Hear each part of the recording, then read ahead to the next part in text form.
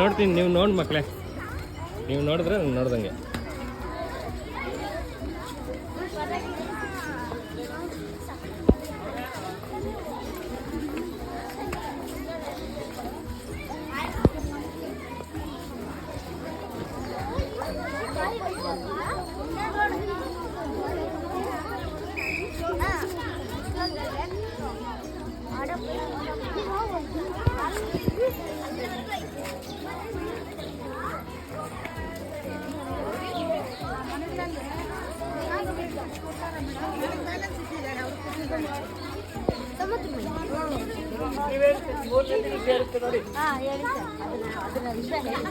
ಮಕ್ಕಳಿಗೆ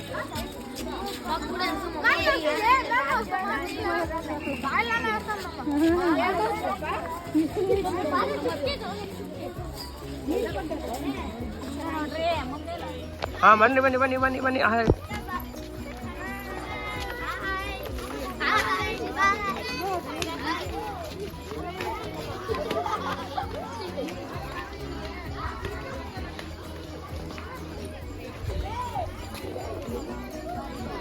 ಎಲ್ಲ ಒಂದ್ ಕಡೆ ನಿಂತ್ಕೊಳ್ಳಿ ಉದ್ದಕ್ಕೂ. నగరేష్ సార్ ఈ పక్కన తీయండి అమ్మ ఇది కరెక్ట్గా ఉంది.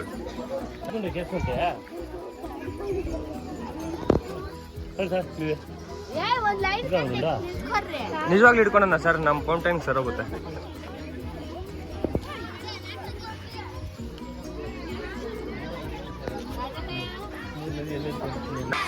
ಅಂದ್ರೆ ಎಷ್ಟು? 3 ನದಿಗಳು ಸೇರಿರ್ತಕ್ಕಂಥ ಒಂದು ಸ್ಥಳ ಇದು, ಅದಕ್ಕೆ ತ್ರಿವೇಣಿ ಸಂಗಮ.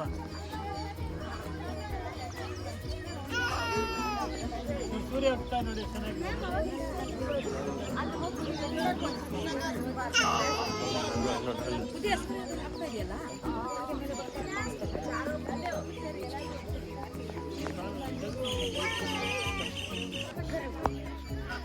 ನೋಡಿ ಸೂರ್ಯ, ನೋಡಿ ಸೂರ್ಯೋದಯ. ನಾವು ಸೂರ್ಯೋದಯ ನೋಡ್ಬೇಕಾದ್ರೆ ಸಮುದ್ರಗಳ ಹತ್ರ ಹೋಗ್ತೀವಿ. ನೋಡಿ ನದಿ ಜಾಗದಲ್ಲಿ ನೋಡಿ ಎಷ್ಟು ಚೆನ್ನಾಗಿ ಕಾಣಿಸುತ್ತೆ.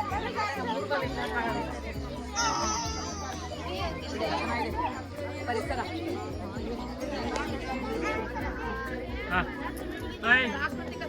ಈ ಕಡೆ ಇಲ್ಲಿ, ಈ ಕಡೆ ಗಮನಿಸಿ, ಈ ಕಡೆ ಕೇಳಿಸ್ಕೊಳ್ಳಿ. ಇಲ್ಲಿ ಏನ್ ಪ್ಲೇಸ್ ಇದು?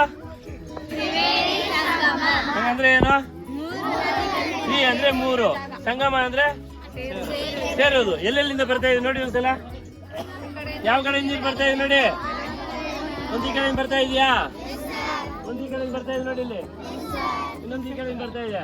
ಅವೆಲ್ಲ ಸೇರಿ ಹೋಗ್ತಾ ಇದೆ, ಮಿಕ್ಸ್ ಆಗ್ತಾ ಇದೆ, ಹೋಗ್ತಾ ಇದೆ ನೋಡಿ. ಇಲ್ಲಿ 1, 2, 3 ಕಾಣಿಸ್ತಾ ಇದೆಯಾ? 3 ನದಿಗಳು ಕಾಣಿಸ್ತಾ ಇದೆಯಾ? ಇದು ಹಿಂದೂಗಳ ಪವಿತ್ರ ಸ್ಥಳ ಅಂತ ಕರಿತೀವಿ. ಹಿಂದೂಗಳ ಪವಿತ್ರ ಸ್ಥಳ ಅಂತ ಕರಿತೀವಿ. ಇಲ್ಲಿ ಗಂಗಾ ನದಿಯಲ್ಲಿ ಯಾರು ಸತ್ತೋದ್ರೆ ಸುಟ್ಟಿರ್ತಕ್ಕಂಥ ಭಸ್ಮ ಎತ್ಕೊಂಡು ಬಿಡ್ತಾರೆ ಗೊತ್ತಾ? ಇಲ್ಲಿ ಸಹ ಅದೇ ರೀತಿ ಬಿಡ್ತಾರೆ. ಅಲ್ಲಿ ಬೋರ್ಡ್ ನೋಡಿರ್ಬೋದು, ನೋಡಿದ್ರೆ ಹೋದ್ರ ಅಸ್ಥಿ ಅಂತ ಕರಿತೀವಿ. ಅಸ್ಥಿ ಅಂತ ಕರಿತೀವಿ. ಅಸ್ಥಿ ಏನ್? ಅಸ್ಥಿ ಅಂದ್ರೆ ಸತ್ತೋಗಿರ್ತಕ್ಕಂಥ ಅವ್ರನ್ನ ಬೂದಿ ಇರುತ್ತಲ್ಲ, ಸುಟ್ಟಿರೋ ಬೂದಿ, ಅದನ್ನ ತಗೊಂಡ್ಬಂದು ಬಿಡತಕ್ಕಂಥ ಪವಿತ್ರ ಸ್ಥಳನೂ ಇದಾಗಿದೆ. ಯಾವ್ದಿದ? ತ್ರಿವೇಣಿ ಸಂಗಮ. ಇಲ್ಲಿ ಒಂದು ಸ್ಥಾನ ಒಬ್ಬರ ಎಲ್ಲಾ ಪಾಪಗಳನ್ನು ತೊಳೆದು ಹಾಕುತ್ತದೆಂದು ನಮ್ಮ ಪೂರ್ವಜರ ನಂಬಿಕೆ. ಇಲ್ಲಿ ಸ್ನಾನ ಮಾಡಿದ್ರೆ ನಮ್ಮ ಪಾಪಗಳೆಲ್ಲ ಕಳೆದೋಗುತ್ತೆ ಅಂತಕ್ಕಂಥದ್ದು ನಮ್ಮ ಪೂರ್ವಜರ ನಂಬಿಕೆ. ಇಂದು ಅದೇ ಒಂದು ಮಾತಿದೆ, ಗಂಗಾ ಕೆರೆಗೆ ಗಂಗಾ ಸ್ನಾನ ತುಂಗಾ ಪಾನ. ಗಂಗಾ ನದಿಯಲ್ಲಿ ಸ್ನಾನ ಮಾಡ್ಬೇಕಂತೆ, ತುಂಗಾ ನದಿ ನೀರು ಕುಡಿಬೇಕಂತೆ. ಗಂಗಾ ನದಿ ನೀರು ಕುಡಿತಿದೀವಿ ಅಂದ್ರೆ ಮತ್ತೆ ನಾವು ಮತ್ತೆ ವಾಪಸ್ ಬರಲ್ಲ. ಹಾಗಾಗಿ ಗಂಗಾ ನದಿ ಸ್ನಾನ, ತುಂಗಾ ನದಿ ಪಾನ ಅಂತ ಹೇಳ್ತಾರೆ. ತುಂಗಭದ್ರಾ ನದಿ ಎಲ್ಲಿ ನೋಡ್ತೀವಿ?